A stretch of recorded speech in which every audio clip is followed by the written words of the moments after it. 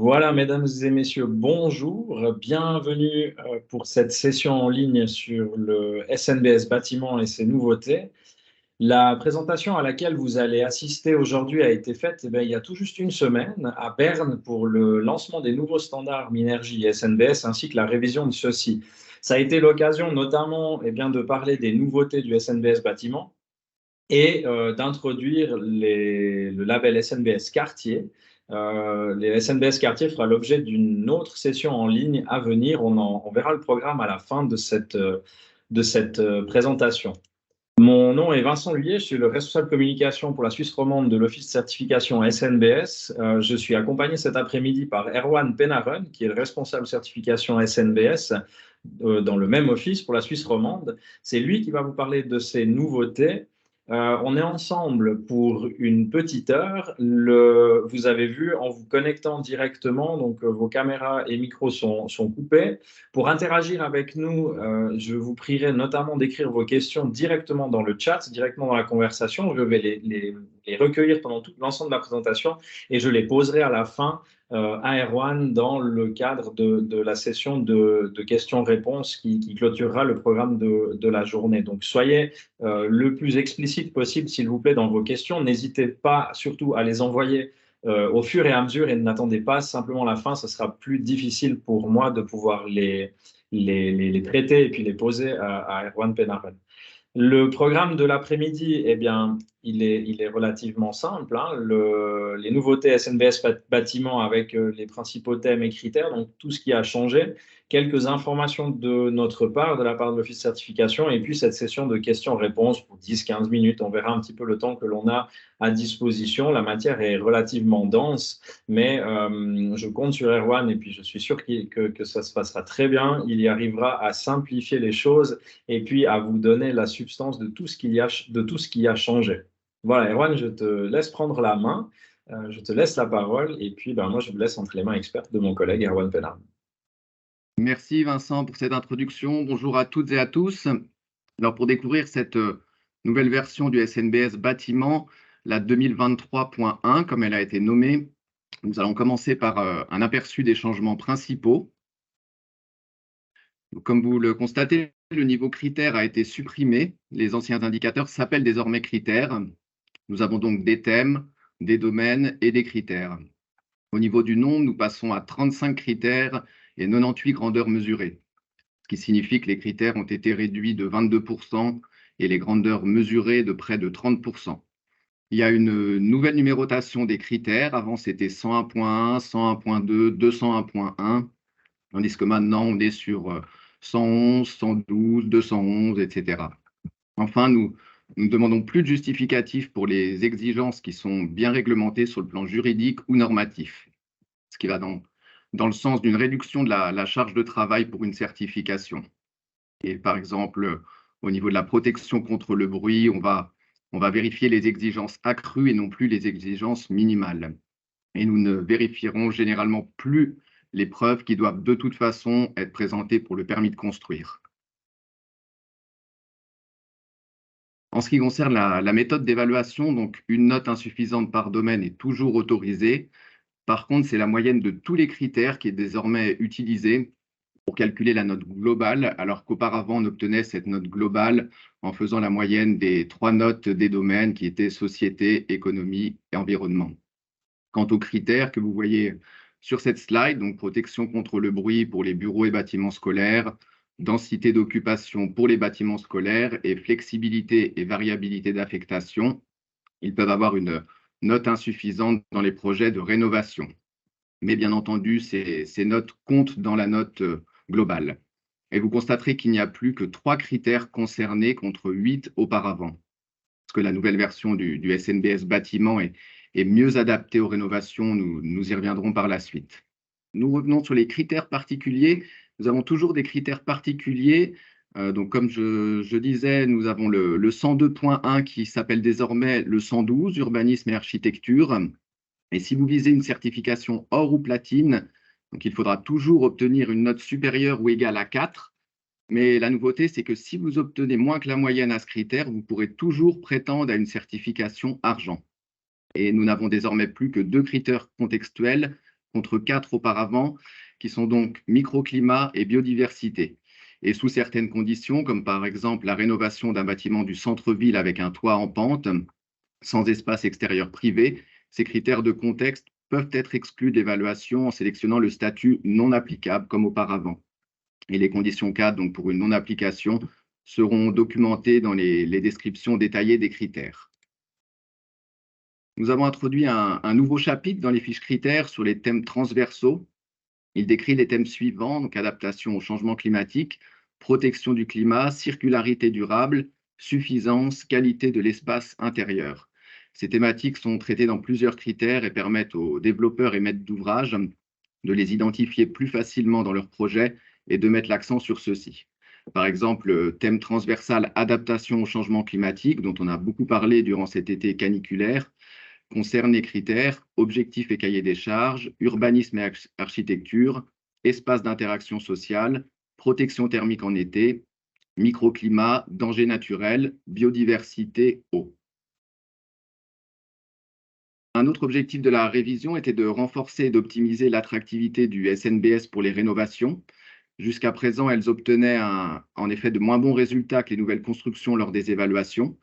En effet, un projet de rénovation doit composer avec un bâtiment existant et ses spécificités, tandis que pour une nouvelle construction, de nombreux aspects peuvent être plus aisément ciblés dès la conception. Et désormais, des exigences spécifiques aux rénovations ont été fixées pour plusieurs critères, comme la construction sans obstacle, afin de faciliter les projets de rénovation SNBS.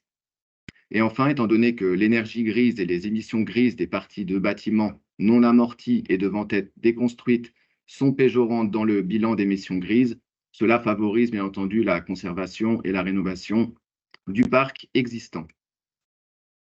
Comme avant, la synergie avec Minergie Eco reste et les critères concernés sont les 10 suivants que vous voyez. Donc, ce sont des critères comme la qualité de l'air intérieur, les polluants et les rayonnements ou encore la lumière du jour. Vous recevrez bien entendu, c'est transparent, enfin vous pourrez voir dans l'enregistrement et dans les fiches critères lorsqu'elles seront disponibles. Pour l'instant, elles sont disponibles uniquement en allemand, mais vous pouvez aller les voir sur notre site internet. Et bien sûr, la synergie avec Minergie demeure et les critères concernés sont les mêmes qu'auparavant, pas de changement. L'attribution des notes reste également la même. Afin de réduire la charge de travail liée à la certification et à l'élaboration des justificatifs, nous avons réalisé une analyse de sensibilité et des entretiens avec des experts afin de déterminer quels critères obtiennent toujours une bonne note et lesquels génèrent un surcroît de travail sans apporter de valeur ajoutée. Et en conséquence, nous avons supprimé 8 critères que vous voyez sur cette slide.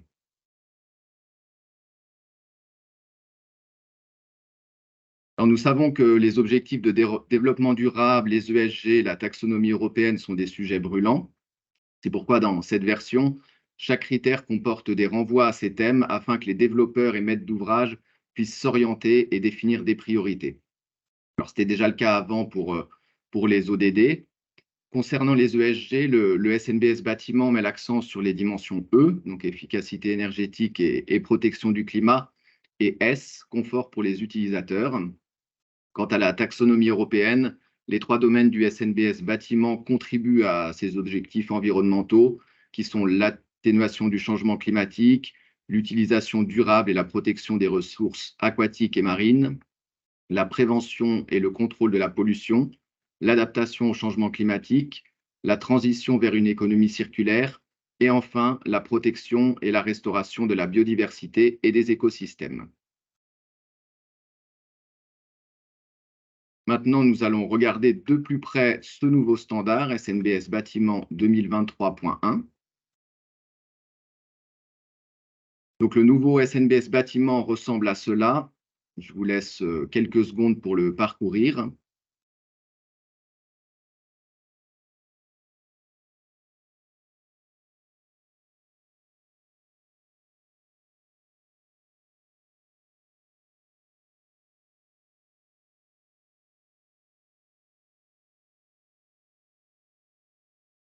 On indique que les slides sont figés. Vous êtes à la slide avec les domaines, les thèmes et les critères avec les couleurs rouge, bleu et verte.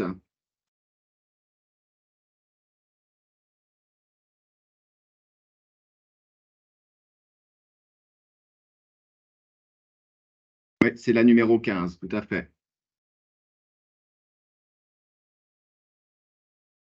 Parfait. Donc, nous continuons à avoir 3 domaines, 11 thèmes et comme je l'ai dit, 35 critères et 98 grandeurs mesurées. Et maintenant, nous allons examiner certains de ces critères en détail. Alors, le premier critère est le numéro 111, objectif et cahier des charges. L'ancien 101.1 qui est composé de 2 grandeurs mesurées. La première est la convention d'objectifs. Il s'agit ici d'orienter le projet vers la durabilité à un stade précoce.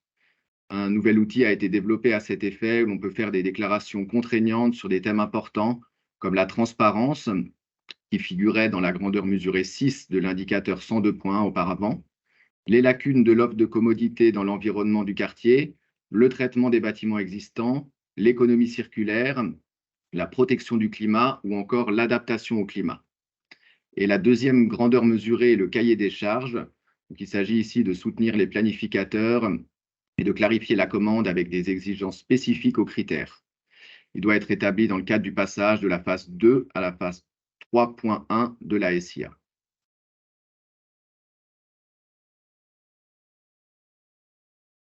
Ensuite, la participation, un critère déjà existant auparavant pour lequel une nouvelle grandeur mesurée a été introduite. Implication des utilisateurs, la grandeur mesurée 3, et elle concerne la sensibilisation et le changement de regard sur les utilisateurs.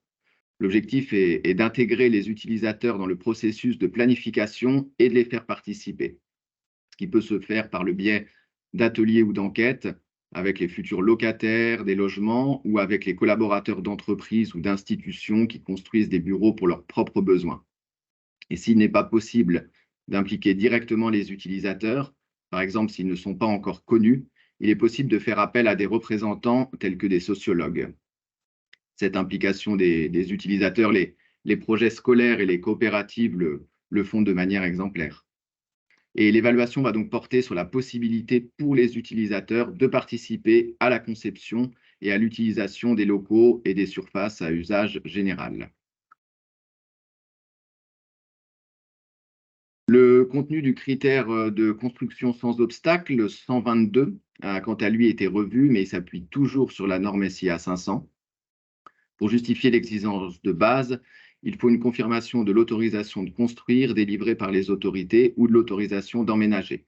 Cette autorisation ne doit pas contenir de conditions et si elle en contient, celles-ci doivent être corrigées. Lors de la révision, on s'est efforcé de renforcer l'attractivité pour la rénovation des bâtiments. Et dans le cadre de la construction sans obstacle, cela se matérialise en ce qui concerne les exigences accrues par le fait qu'il y a plus de mesures à choix pour la rénovation que pour la construction neuve. Ainsi, pour les structures architecturales, 15 mesures sont disponibles pour la rénovation et 11 pour la construction neuve. Et comme mesure possible pour la rénovation, par exemple, et pas pour la nouvelle construction, on peut retrouver les dimensions intérieures de la cabine de l'ascenseur, au moins 1,10 m fois 1,40 m, ou alors la largeur utile des chemins et des couloirs, au moins 1,20 m. Et pour l'adaptabilité et la convivialité, les possibilités de choix sont identiques. Le critère 131, les espaces d'interaction sociale. Donc, une grande importance est accordée à l'interaction sociale des utilisateurs d'immeubles. Ainsi, l'espace semi-public, c'est-à-dire les espaces intérieurs et extérieurs situés entre l'espace public et l'espace privé, a une fonction importante pour les utilisateurs. Et dans le cadre de l'évaluation, une distinction est faite entre les lieux de rencontre à l'extérieur et ceux dans le bâtiment. Et désormais, les transitions entre les différents espaces que vous voyez ici sont également évaluées. Ces transitions entre les sphères publiques et privées sont appelées espaces seuil et assument les fonctions importantes d'accueil et de transition. Les espaces seuil accompagnent les utilisateurs dans cette entre-deux et offrent une orientation. Concernant les lieux de rencontre à l'extérieur, donc la grandeur mesurée 1, comme des terrasses de toit, des terrasses au rez-de-chaussée, des cours, des jardins. La qualité de ces espaces de rencontre résulte de leur disposition, de leur aménagement, de leur organisation et de leur exploitation. Il y a une prise en compte du microclimat, de la diversité des activités ou encore de la sécurité. Les utilisateurs, en fait, doivent pouvoir se les approprier facilement. Pour les lieux de rencontre dans le bâtiment, la grandeur mesurée 2. Comme auparavant, les espaces devront être adaptés à l'usage et donc orientés vers la communauté ou vers le public. L'infrastructure devrait être adaptée à de multiples possibilités d'affectation, électricité, eau, mobilier flexible, espace de rangement. Quant aux espaces seuils, la grandeur mesurée 3. Il s'agit des voies d'accès, des entrées d'immeubles, des portes d'appartements, des cages d'escalier ou d'autres lieux de rencontre dans les espaces semi-publics. Passons maintenant à un critère du domaine de l'économie qu'on a intitulé démontabilité et réemploi. Donc, les ressources de notre planète, vous le savez, sont limitées. Le SNBS entend renforcer cet aspect avec ce critère 213. Comme jusqu'à présent, certaines grandeurs mesurées s'orientent vers des critères éco, par exemple l'accessibilité des installations techniques du bâtiment et la démontabilité des revêtements collés. La grandeur mesurée 4 traite quant à elle de l'aptitude à la déconstruction non destructive, donc le terme anglais Design for Disassembly, qui est un processus de conception de bâtiments qui permet de récupérer facilement les produits, pièces et matériaux lorsqu'un bâtiment est démonté ou rénové, notamment grâce à une construction avec des fixations mécaniques. Et le processus vise à maximiser la valeur économique et à minimiser les impacts environnementaux par la réutilisation, la réparation, la remise à neuf et le recyclage. Il est par exemple particulièrement important de pouvoir remplacer les éléments comme les fenêtres, qui font partie de la structure secondaire, qui ont une durée de vie plus courte que les éléments attenants. Une autre nouveauté dans le SNBS bâtiment, qui est traité dans la grandeur mesurée 5 de ce critère, c'est la réutilisation d'éléments de construction et de groupes d'éléments de construction, également connus sous le terme réemploi. Donc, la réutilisation d'éléments de construction est possible à partir de bâtiments existants sur place, lors de nouvelles constructions de remplacement, c'est-à-dire in situ, ou à partir de bâtiments à déconstruire sur d'autres sites, c'est-à-dire ex situ. Et la documentation des matériaux des bâtiments est également évaluée à la grandeur mesurée 6 lors de la certification définitive, anciennement appelée TC2. Il faut fournir un registre des matériaux comprenant au moins les fractions de matériaux prédéfinis et les marquages de polluants et de substances dangereuses associées. Et tant pour la réutilisation que pour la documentation des matériaux, on vise l'absence de substances nocives et on exige un étiquetage des substances nocives et à risque. Avec ces différentes mesures, donc le SNBS bâtiment doit contribuer à l'établissement d'une économie circulaire dont le besoin est urgent. Deux autres thèmes qui sont importants et qui font partie du domaine environnemental, la protection du climat et l'énergie. Donc ici, nous avons 5 critères contre 6 auparavant. Et dans ce tableau, nous voyons un résumé des méthodes de calcul et des valeurs clés de chaque critère, dont je vous laisse prendre connaissance.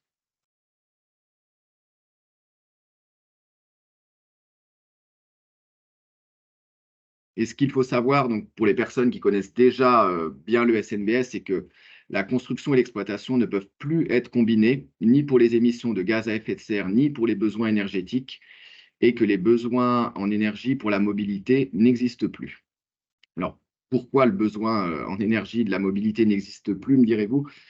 La raison, c'est que cela n'a pas vraiment apporté de valeur ajoutée et ça a surtout conduit à une double pénalisation des projets avec une mauvaise mobilité. C'est redondant et la même chose, en fait, était évaluée 2 fois et c'est vrai que les émissions de gaz à effet de serre sont plus déterminants et critiques. Et comme vous le constaterez, pour les émissions de gaz à effet de serre dans l'exploitation, l'évaluation se fait désormais selon la description de la méthode CECB. Et la valeur clé correspondante est indiquée dans le CECB et dans le justificatif Minergie. Maintenant, en détail, alors, pour les émissions de gaz à effet de serre et les besoins en énergie. La méthode d'évaluation est la même. La méthodologie d'évaluation est la même et ils ont désormais tous les deux grandeurs mesurées. Dans la première grandeur mesurée, pour le SNBS, le calcul de la construction se fait comme auparavant selon la méthodologie Minergie-Eco. Et la deuxième grandeur mesurée, quant à elle, une prise en compte de la valeur résiduelle des bâtiments à déconstruire. Alors désormais, les bâtiments existants ou des parties de ceux-ci qui sont déconstruits et qui n'ont pas encore 60 ans sont pris en compte dans l'évaluation de la nouvelle construction. L'évaluation compare la valeur résiduelle du bâtiment existant avec la valeur de la nouvelle construction et prend ainsi en compte les deux aspects de l'âge du bâtiment et de la densification possible avec un projet de nouvelle construction. En cas de non-respect, le projet reçoit un malus de 1,5 point. Alors, il ne s'agit pas d'un calcul complexe, hein, mais d'une formule simple, comme vous le constaterez lorsque vous prendrez connaissance des fiches critères. Un petit mot concernant la mention Zoom Lunch qui s'affiche en haut à droite sur certaines slides. Ça signifie qu'une ou plusieurs sessions en ligne seront organisées sur demande par le NNBS sur ces thèmes. Par contre, elles seront uniquement en allemand. Si vous êtes intéressé, vous pouvez envoyer un email à l'adresse qui s'affiche info@nnbs.ch. Ensuite, en ce qui concerne le critère 312, émissions de gaz à effet de serre de l'exploitation, comme j'ai dit, le calcul se fait selon la méthodologie CECB et Minergie avec une reprise directe des valeurs. Et cette méthode, elle a été développée en accord avec le NNBS. Les résultats du bilan sont classés selon l'échelle de notation du SNBS, qui est basée sur la stratégie énergétique 2050+, variante de base 0. Et si un bâtiment obtient la note de 4, cela signifie qu'il est compatible avec le zéro net. À la différence de l'étiquette CO2 du CECB, il s'agit ici d'un bilan global des gaz à effet de serre et pas seulement des émissions directes, le scope 1. Critère 322, besoins énergétiques de l'exploitation, composé de deux grandeurs mesurées désormais. L'évaluation porte sur la performance globale du bâtiment, c'est-à-dire la chaleur, la ventilation, le refroidissement, l'éclairage, etc. Et l'évaluation se base sur le MOPEC et Minergie pour les nouvelles constructions et sur le CECB pour les rénovations. Les chiffres sont directement repris des justificatifs correspondants et la valeur clé est désormais l'énergie finale pondérée, car l'objectif était de fixer des exigences directes en matière de consommation d'énergie et d'avoir également une exigence d'efficacité pour l'énergie renouvelable. La deuxième grandeur mesurée concerne le produit électrique qui évalue le choix de l'électricité renouvelable. Il s'agit d'une déclaration d'intention dans l'avant-projet et d'une preuve à la fin de la construction. Et soulignons également qu'en cas de rénovation ou si aucun calcul n'est disponible, les valeurs standards selon la SIA peuvent être utilisées. Passons au microclimat maintenant, qui est un critère entièrement nouveau. Il a pour objectif donc d'éviter les îlots de chaleur, ce qui est très important compte tenu du changement climatique, parce que les températures extérieures en hausse sont encore plus élevées dans les zones urbanisées, puisque les constructions rendent difficile l'aération naturelle et les sols imperméables transmettent la chaleur accumulée à l'extérieur et empêchent l'évaporation de l'eau, qui est pourtant propice au rafraîchissement. Notons qu'il y a des synergies avec d'autres critères comme l'eau et la biodiversité. Ce critère 143 est axé sur des mesures et comporte 4 domaines d'action. Donc, la première, c'est l'offre d'espaces verts perméables à l'extérieur, constitue également une base idéale pour l'infiltration et l'évaporation naturelle de l'eau. Ensuite, la végétalisation des toits et des façades, qui est une possibilité pour les constructions denses. On a le degré de réflexion des surfaces, c'est-à-dire des petites parts de fenêtres, des façades ventilées. Et enfin, l'ombrage des espaces extérieurs. Il peut s'agir là d'un ombrage structurel ou d'un ombrage végétal. Encore un tout nouveau critère, le numéro 336, mobilité électrique. Il se compose de 3 grandeurs mesurées. La première grandeur mesurée a pour objectif d'enrichir l'infrastructure de recharge pour les voitures avec des points de recharge privés. Elle est évaluée selon les niveaux d'aménagement définis dans la norme SIA 2060, infrastructure pour véhicules électriques dans les bâtiments. La deuxième grandeur mesurée porte sur la possibilité d'utiliser des accumulateurs à batterie mobile dans les bâtiments, de manière similaire aux accumulateurs à batterie fixe, en association avec des véhicules V2X, donc véhicules compatibles à tout. Et il convient de remplir au minimum les exigences relatives au niveau d'équipement C1. La troisième grandeur mesurée énumère les mesures qui encouragent la mobilité électrique dans le domaine du transport individuel lent, comme par exemple les points de recharge spécifiques pour vélos électriques. On peut ici parler de mobilité électrique douce. Concernant ce critère 342, O, il s'agit donc d'un regroupement d'anciens indicateurs pour avoir tous les thèmes de l'eau ensemble. Il s'agit là de considérer l'eau tout au long du cycle de vie du bâtiment. Il décrit des solutions pour une bonne gestion de l'eau de pluie dans le respect de la nature. Il traite de la protection de l'eau de pluie contre l'apport de substances nocives et il décrit des mesures visant à promouvoir une utilisation efficace de l'eau potable grâce à l'utilisation de l'eau de pluie et à des mesures d'économie d'eau. La grandeur mesurée 1, évaporation, infiltration et rétention, décrit des solutions pour une bonne gestion de l'eau de pluie proche de la nature. L'objectif est de permettre à l'eau de pluie de s'évaporer et de s'infiltrer et de rester ainsi à la disposition des plantes ou d'enrichir les nappes phréatiques. Les grandeurs mesurées 2 et 3, donc biocides et éléments de construction exposés aux intempéries et contenant des métaux lourds, sont liées à Minergie Eco. Elles traitent de la protection de l'eau et de l'eau de pluie contre les apports de polluants. La priorité est donnée aux mesures prises à la source, par exemple en choisissant des produits pauvres en polluants pour les membranes d'étanchéité, les enduits et les peintures de façade, ainsi qu'en utilisant des matériaux exposés aux intempéries, exempts de métaux lourds. Les grandeurs mesurées 4 et 5, récupération de l'eau de pluie et appareils et robinetterie économisant l'eau, décrivent des mesures visant à promouvoir une utilisation économe de l'eau potable par la récupération de l'eau de pluie et des mesures d'économie d'eau. Et c'est ici qu'intervient une nouvelle prescription de Minergie Eco, appareils et robinetterie économisant l'eau.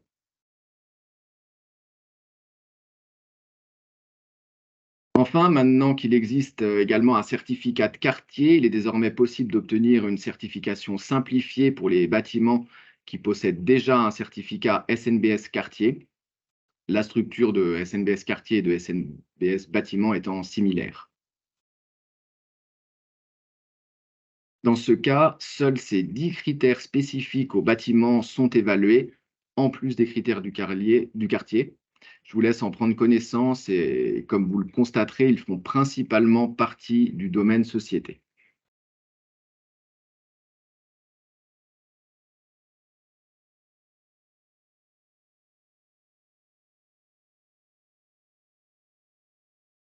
Après cet aperçu des principales nouveautés, je vais passer à la section suivante avec des informations de notre office de certification et vous pourrez poser vos questions sur la première partie après cette deuxième partie.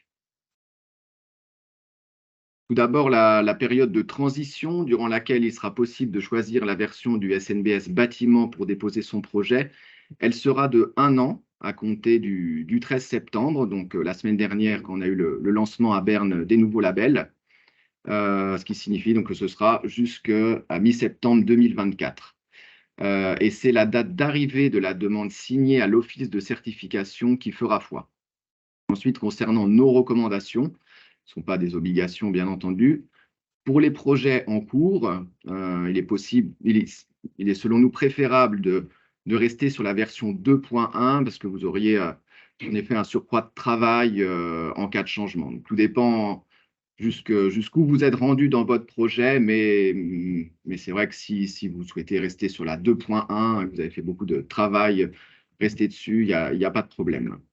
Quant au choix de la version 2023.1, donc le nouveau standard, la nouvelle version, il est quant à lui préconisé pour les nouveaux projets en raison de la simplification du SNBS bâtiment, de l'harmonisation avec la famille des labels et de la proximité avec les thèmes plus actuels. pour les constructions rénovées, afin de pouvoir être mieux évaluées, et aussi dans le cas des doubles certifications, avec des normes mieux adaptées les unes aux autres, une nouvelle plateforme de labellisation, donc aussi moins de travail. Et dans le cas de la combinaison avec la certification SNBS Quartier, comme je vous l'ai montré auparavant, il y aura peu de points supplémentaires à vérifier. Un mot sur la plateforme commune des labels. Donc, elle sera disponible à partir de fin novembre pour le SNBS. Pour Minergie, je ne sais pas si vous êtes connecté aujourd'hui, elle est déjà disponible. Donc, pour le SNBS, ce sera gratuit, comme c'était déjà le cas auparavant. Il vous suffira toujours d'entrer une adresse email valide pour vous créer un accès. À noter que les projets actuels ne seront pas migrés et ils resteront sur l'outil en ligne du SNBS, où vous avez le choix quand vous vous connectez entre SNBS 2.0 et SNBS 2.1.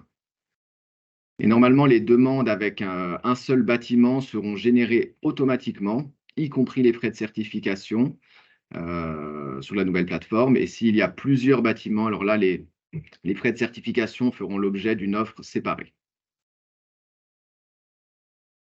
Si vous avez un doute sur quel label choisir pour votre projet, vous pouvez toujours utiliser le label Finder, que vous connaissiez sûrement.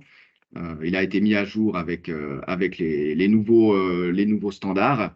Et en répondant à quelques questions sur votre projet, des propositions apparaîtront pour le label, recommandées, alternatives. Un mot maintenant sur la présentation des nouveaux labels de quartier, Minergie Quartier, SNBS Quartier. Comme vous pouvez le voir, elle se fera en ligne, donc même principe qu'aujourd'hui, ce vendredi 22 septembre à midi cette fois, pas à 13 h. Et si vous êtes disponible, n'hésitez pas à vous inscrire. Enfin, un aperçu des prochains cours. Le 4 octobre à Lausanne, un cours qui s'annonce extrêmement intéressant sur la famille des labels. Dans ce cours, vous découvrirez les différents labels suisses pour les bâtiments qui garantissent un parc immobilier durable et efficace sur le plan énergétique. Vous y apprendrez quelles exigences les différents labels CECB, Minergie et SNBS imposent aux bâtiments et comment ils se comparent entre eux. Et leurs synergies et différences seront notamment mises en évidence. Le 16 novembre à Lausanne, le cours de base SNBS Bâtiment. Alors, il s'adresse plutôt aux personnes n'ayant qu'une connaissance basique du label et qui n'ont jamais. Le 1er décembre, en ligne, il y aura un cours de mise à jour du SNBS Bâtiment qui, là, s'adresse plutôt aux connaisseurs du label ayant déjà travaillé sur des projets SNBS et ayant, par exemple, aussi déjà assisté au cours de base.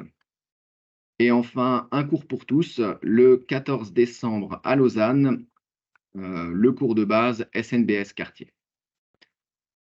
Voilà, je vais pouvoir repasser la parole à Vincent. Merci Erwan pour cette présentation. On arrive au bout. On a encore un petit peu de temps à consacrer à vos questions. Il n'y en a aucune qui sont arrivées pendant la présentation. Si vous en avez, je vous invite à les écrire directement dans la conversation. On va essayer de suivre tout ça un petit peu maintenant. Vous avez eu un aperçu complet, enfin plus ou moins complet des changements. Les cours, vous y avez également la possibilité de vous inscrire dès maintenant. Et puis, l'autre thème sera couvert ce vendredi à midi. J'aurai le plaisir de vous retrouver avec Erwan et avec Olivier Maillet pour parcourir ce sujet en profondeur. On a une première question, Erwan, qui nous dit que signifie le thème transversal suffisance? Alors, je vais prendre directement la fiche critère sur ce point. Je vais juste rouvrir puisque cette fiche s'est enlevée.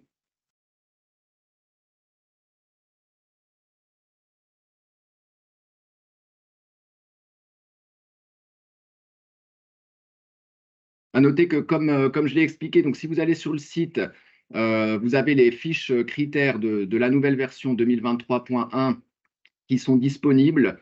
Si vous le souhaitez, vous pouvez les traduire avec DeepL, par exemple, ou sinon, vous pouvez m'envoyer un email sur bâtiment@snbs.ch. J'ai la version DeepL que je pourrais vous envoyer en attendant que la version finale, traduite en français, soit disponible.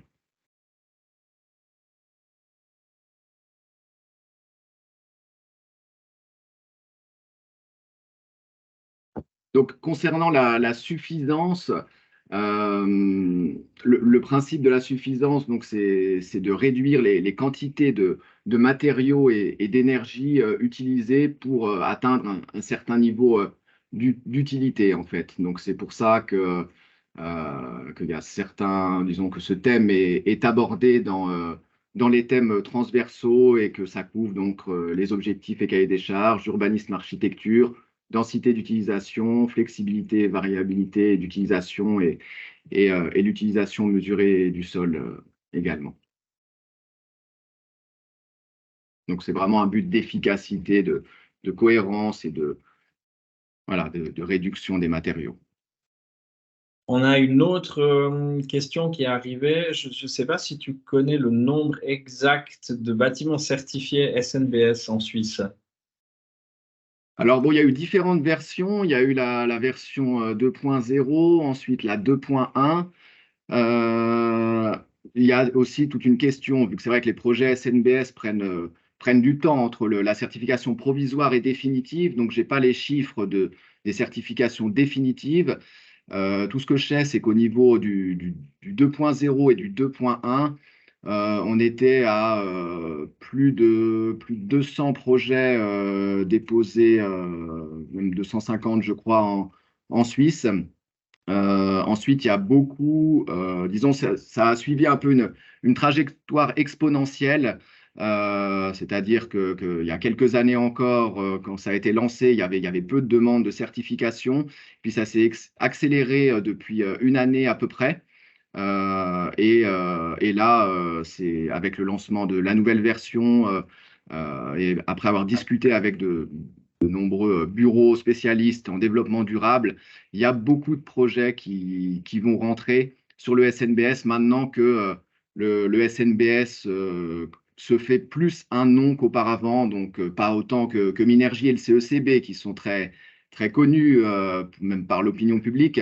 Mais le SNBS, c'est vrai, se développe et sa notoriété va accroître.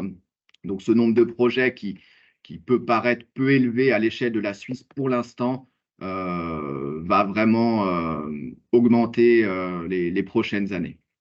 Effectivement, vous avez une news, une actualité sur le site snbs-bâtiment.ch avec les statistiques. C'est des statistiques qui portent de janvier 2021 à mai 2023, avec une comparaison entre la version SNBS 2.1 et 2.0. Et puis, vous avez également une répartition par affectation, donc les pourcentages, par exemple, des habitations, administrations et les écoles, ou bien le type de nouvelle construction, rénovation, et également la répartition entre les certificats argent, or et platine. Donc ça, D'ailleurs, vous le juste trouvez sur... oui, Ça, vous le trouvez directement sur snbs-bâtiment.ch. On a une autre question qui est arrivée concernant les émoluments. oui. Étant donné que le nombre de critères a été réduit et qu'un certain nombre de pièces justificatives ont été simplifiées ou supprimées, est-ce que les frais de certification ont également été réduits? Alors peut-être en dire quelques mots sur les émoluments de Alors, la version SNBS 2023.1. donc la réponse est non, ils n'ont pas été réduits. Tous les projets qui sont avec une surface inférieure à 5000 mètres carrés ou dans la tranche 5000 à 20 000 mètres carrés, il n'y a pas eu d'évolution. Par contre, ensuite, on a rajouté, avant qu'on était à plus de 20 000 mètres carrés, c'était la troisième catégorie d'émoluments. Maintenant, on a quatre catégories. On aura les bâtiments entre 20 000 et 30 000 mètres carrés et les bâtiments de plus de 30 000 mètres carrés. Donc, pour les 20 000 à 30 000, il y a peu de différence avec les anciens émoluments. Par contre, pour les grands bâtiments qui demandent aussi beaucoup de temps de contrôle pour nos offices de certification, là, il y a une augmentation des prix. Ensuite, vous pouvez aller les voir, ils sont disponibles sur le site. Si vous allez SNBS Bâtiment, les émoluments donc, sont visibles par surface. D'ailleurs, un petit mot, une différence qu'il y a, je ne l'ai pas souligné auparavant, entre l'ancienne et la nouvelle version, c'est qu'avant, c'était basé, donc tout ce qui était offre, et puis même quand vous entriez sur la plateforme, la surface de plancher, maintenant ce sera la surface de référence énergétique. Donc, vous pourrez aller voir en fonction des affectations et des surfaces les nouveaux émoluments. C'est vrai qu'au niveau du temps de contrôle, il y a une réduction du nombre d'indicateurs, mais au niveau du temps de contrôle, c'est des projets qui demandent du temps et donc les émoluments sont basés sur ce temps.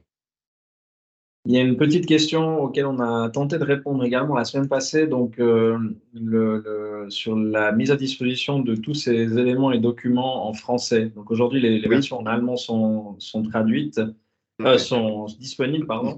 Et puis, à quel moment à peu près on devrait avoir les versions en français? Alors, moi, je vais plutôt être prudent et indiquer mi-novembre, en même temps que le lancement de la plateforme pour le SNBS. Ensuite, un petit mot, si vous allez donc sur les outils d'aide qui sont actuellement en allemand sur le site, allez aussi sur le site du NNBS dans la rubrique Download, où par exemple vous en aurez sur l'objectif et cahier des charges. Il n'est pas disponible sur le site SNBS. Il est disponible sur le site du NNBS. Donc, n'hésitez pas à les télécharger sur les deux sites et puis faites la comparaison. Et si vous voulez déjà travailler sur des projets de la version 2023.1, vous pouvez les convertir avec DeepL tout simplement, même si les termes ne seront pas exactement les mêmes que ceux des fiches critères. Et sur le même sujet, il y a une question également concernant c'est un outil pour un pré-check d'un projet sur sa disponibilité en français. Je crois que tu viens d'y répondre. C'est l'outil d'aide Ah, SNBS Bâtiment 2023.1 qui est justement sur le site du NNBS. Il est en lien sur snbs-bâtiment.ch dans la partie certification SNBS Bâtiment et outils. Vous avez d'autres aides sur le SNBS qui sont disponibles sur le réseau, sur le site pardon, du NNBS. Vous simplement cliquez là-dessus et puis vous arrivez sur l'outil d'aide. Et le concernant juste prêt, le pré-check, parce que c'est ouais, vrai qu'il y a le pré-check aussi. Je suis encore allé voir ce matin la version allemande. Pour l'instant, il y a uniquement le pré-check toujours sur la 2.1. Il n'y a pas encore la version allemande sur le 2023.1 et c'est une réponse que j'attends, voir quand est-ce que la version au moins allemande sera disponible pour ce pré-check. Donc ça, si vous souhaitez savoir quand il est disponible, vous pouvez m'envoyer un email et dès que j'ai l'information ou le document, je peux vous le transmettre. une question en plus, on change un petit peu de sujet sur les seuils et critères. Alors plutôt, je pense sur la manière de passer ou de certifier un bâtiment SNBS bâtiment dans un quartier ou de passer d'un SNBS bâtiment à SNBS quartier. Oui, au niveau des seuils, c'est-à-dire de le principe de… Sur le Alors, principe, ouais. alors, donc, si c'est la nouvelle version 2023.1 qui sera sur la même plateforme que le SNBS quartier, ce sera un peu le même principe qu'auparavant, c'est-à-dire si vous, avec Minergie, les équivalences, on partira du principe, alors je ne sais pas encore si ce sera un système de coche ou ça validera automatiquement tous les critères qui sont acceptés pour la phase d'équivalence. Donc, je n'ai pas la réponse de comment ça va être, s'il suffira de mettre un commentaire dans l'outil en ligne comme auparavant quand c'était Minergie en disant projet Minergie P, donc note automatique, ou alors si vous aurez juste à cocher et que ça se fera automatiquement. Mais ce sera de toute façon simplifié. Ensuite, si c'est un projet 2 points, une équivalence avec un quartier, là, il faudra discuter avec nous, prendre contact avec nous pour voir comment on met en place ce système d'équivalence.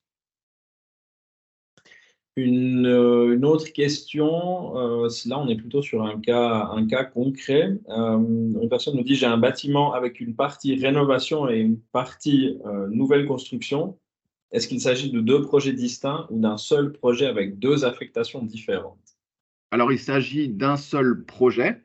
Ensuite, ce qu'il faut voir, c'est quelle est sur cette extension, quelle est la part de cette extension par rapport au projet. Si on est à moins de 20% de mémoire et moins de 1000 mètres carrés, il faudra que je vois si on est peut-être passé à 500 mètres carrés dans la nouvelle version, mais c'est le même principe que sur le 2.1.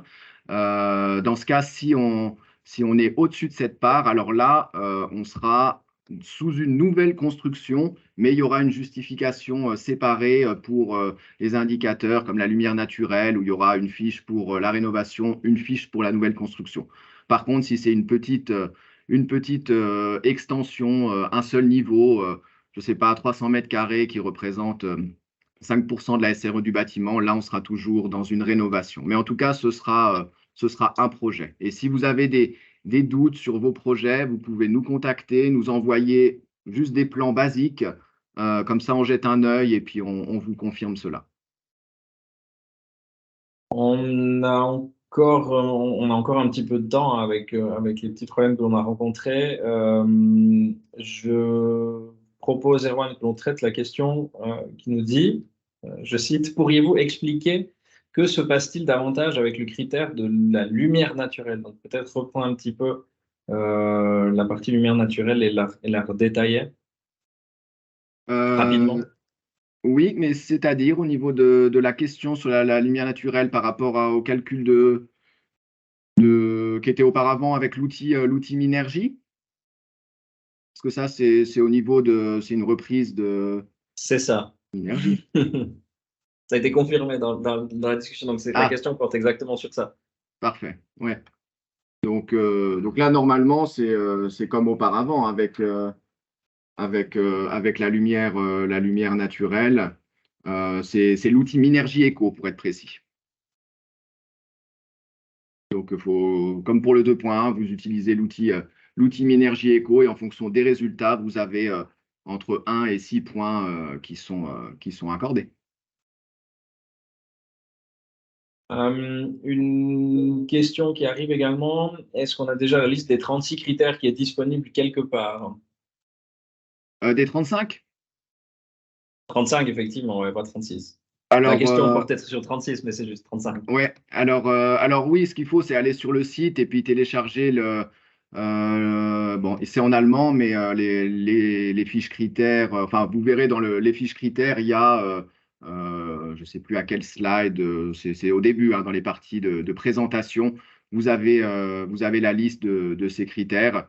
Ensuite, sur demande, je peux vous les envoyer ou là, dans l'enregistrement, vu qu'ils ont été affichés à l'écran, avec normalement les noms qu'ils auront exactement en français, si vous voulez avoir la traduction française. Reprenez cet enregistrement et faites une impression écran. Ou sinon, allez les voir en allemand, mais il y aura des différences parce qu'on ne va pas faire des traductions littérales qui, des fois, n'ont pas le même sens. On les adapte un petit peu pour la Romandie, pour qu'ils soient bien compréhensibles. Merci. Et puis, je propose peut-être une dernière question. Il y en a une qui arrive. Alors là, qui porte plus sur MinerJP Eco, c'est pas vraiment l'objet de la discussion. Je te la pose quand même, si tu peux y répondre, mais encore par rapport à MinerJP Eco, pourquoi le niveau pour la mobilité électrique est moins contraignant? C1 versus C2. Alors, moi, je sais juste que le SNBS exige C1. Ensuite, pour les détails de Minergie Eco, la MinerJP Eco, j'ai pas les informations. Vous pouvez simplement envoyer un email Oui, peut-être avec cette question directement à certification ou romandie@minergie.ch et puis on vous répondra avec plaisir par email, enfin, les personnes qui s'occupent de Minergie plus précisément. Voilà, je crois qu'on a fait un petit peu le tour des questions. J'essaie de suivre ce qui est arrivé. Il me semble qu'on a répondu plus ou moins à toutes les questions. Si quelqu'un a encore une petite question, qu'il l'affiche peut-être maintenant. Et puis sinon, on va gentiment conclure. Navré encore une fois pour les petits désagréments techniques qui se sont produits. Ça se passe malheureusement certaines fois. Mais c'est tombé sur nous aujourd'hui. Donc on espère que vendredi, ce ne sera pas le cas. Et puis pour les personnes qui sont inscrites vendredi, on se réjouit de vous retrouver. Pour les personnes qui ont suivi cette présentation, merci beaucoup de votre présence. On va conclure ici. Et puis, on vous donne rendez-vous vendredi ou à l'occasion d'une prochaine rencontre. Voilà, Merci merci à à tous vous. et bonne fin de journée. Merci.